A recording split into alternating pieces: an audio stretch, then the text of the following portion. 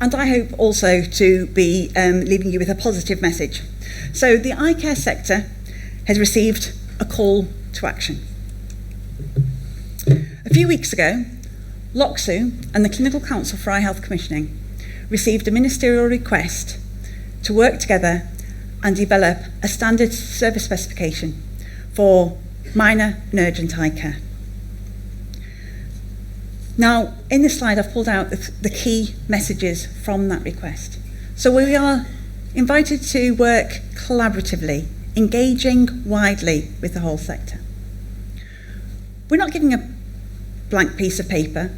This is about building on what we already have, the well-established minor eye conditions and cues services that are already delivering care to the populations across England. The objective is to improve consistency and reduce the unwarranted variation that we've currently got across England. Of course, the services will continue to be delivered on the high street by primary care professionals, building the capability and important skill set that we've already got on the high street to meet the needs of our local populations. And our objective is, as it always is, to reduce the pressure on the hospital eye service, to support general practice, and as well reduce the need for people to travel to their emergency eye care departments. And all of this, of course, should be centred around the patient.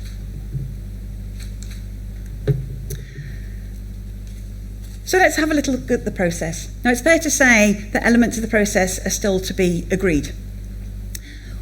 The key point I wanted to address on this slide really is that we're going to develop a continuous cycle of development and improvement.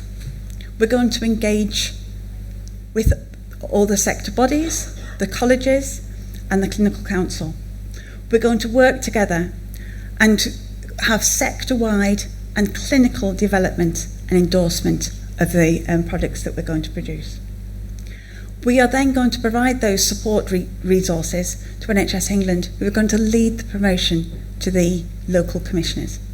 So I think what's really important here is, although that we are tasked with developing a national standard service specification, this service specification is for local commissioning.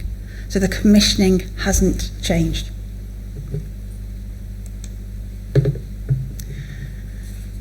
So at an early stage of the process, but we have done some stakeholder mapping. And those in Group A, I'm sure you'll agree with me, are the people that are critical to both the development and the delivery of the project. And you'll see the sector bodies there, our colleges, and also the LOCs. And it's important that we bring the LOC voice, your local voice, to this important project. And we'll do that obviously through the work of LOCSU and your engagement through LOCSU, but also through the newly established LOC National Forum. And we've broken stakeholders down into 3 groups. The next group we need to work with, very closely with, to check and challenge and test the resources that we develop.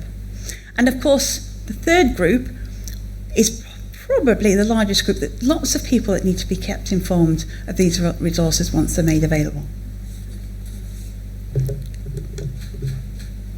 Now, the timelines are ambitious.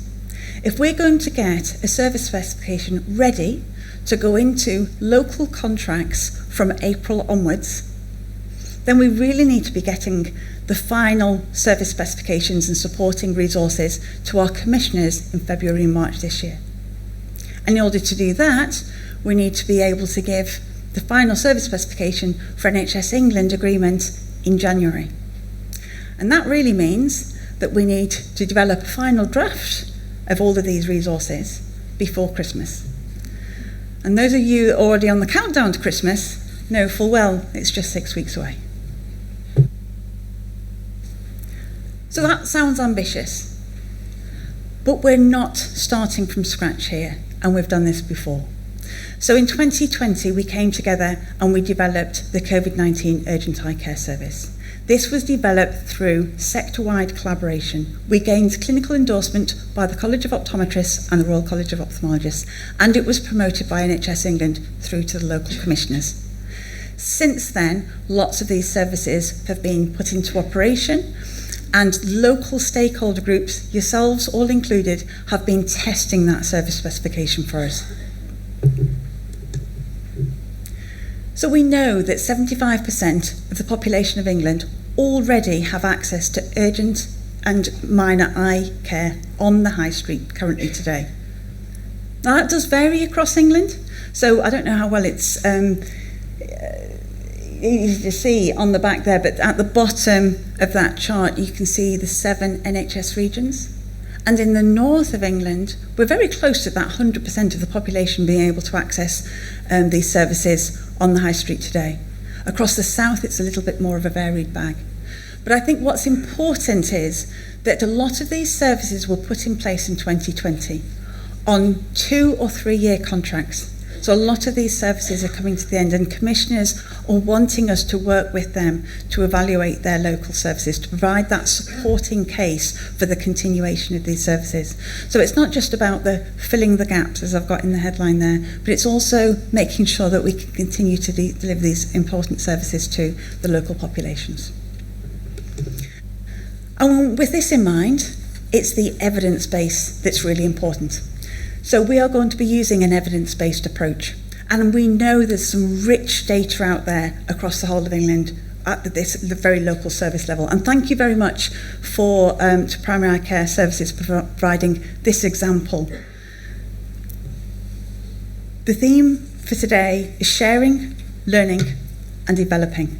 And I'm really inviting you all to share your data, share your learning. What has worked well in the current services? What isn't working very well? Let's understand what we can do better.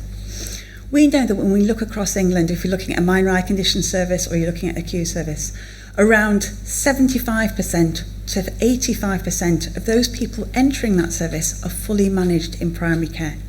Now, what we really need to do now is dig deeper, understand actually what is it about those local services that allow us to achieve the most optimal outcomes for our patients. So that's the call to action, and we will be working with you all over the coming weeks and months.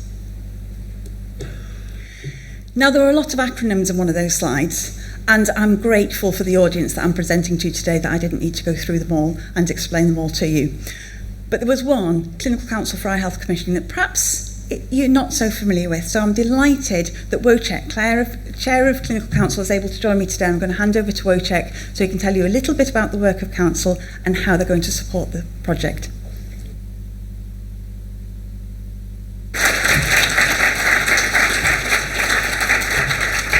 Thank you, Zoe, and thank you, everybody, and thank you to Joy and to Janice for the invite to come to this lovely meeting.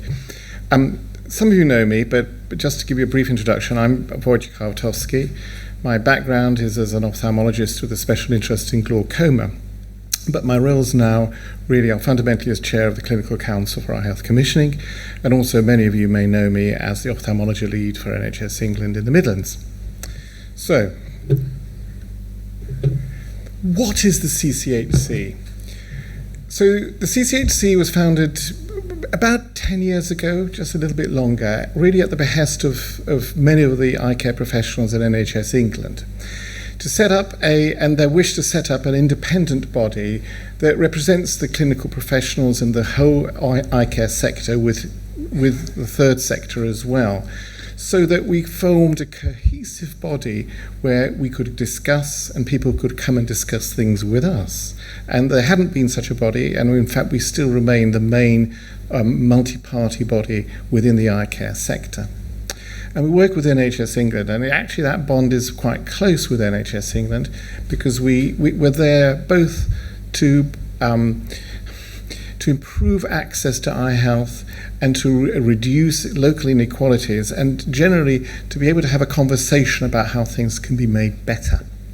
And that's recognised by a memorandum of understanding in which each side commits to discussing issues as they develop and to keep each side informed of what's happening.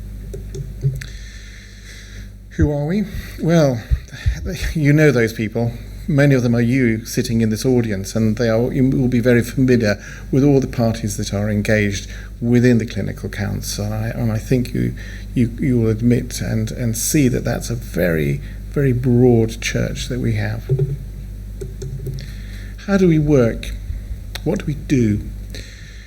Well, we provide government, policymakers, NHS England, local commissioners with prompt and evidence-based recommendations for commissioning processes.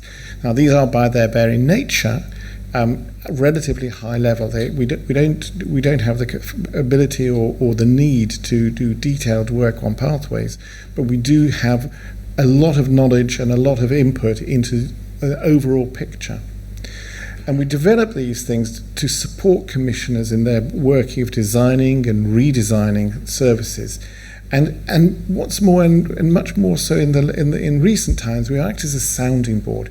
We're somebody that people can come to, discuss ideas, and actually reflect on what the best way forward. We also engage with individual members around their work, and we have started processes of co-production which actually reinforce the whole idea of sector working rather than just individual organisation working. And we work by consensus, to try to make sure that we all agree, and we are very cognizant of members' own governance processes, which we respect. So what's our contribution to this piece of work? Well, first of all, many of our members, as you saw in a couple of slides ago, are already involved in the design of this process. But the CCHC is going to have a very significant and very specific role, and that's the role of engaging those that are in the wider sector, because we have that reach, to produce a challenge to the specification, focusing upon clinical validation, outcomes, and the commissioning process. And the idea is to allow the whole sector to be involved, to improve the quality of the specification that's produced, and to bring together everybody at the final point so that we have a sector-wide endorsement of the specification, which is very much a challenge that the Minister has given us. So how can you be involved? Well, we need information. Zoe's already talked about this, and we need you to provide us specifications that demonstrate local innovation, because there's no single answer to this. We need data. We need data to show how well your services are running and how positive they are in terms of patient experience. We're going to have an opportunity to talk about some of this afternoon in the Rosewood Room at 3:45. There's going to be a regional debate tomorrow. And I think what's really important is that you share your feedback. Let us know what's worked well.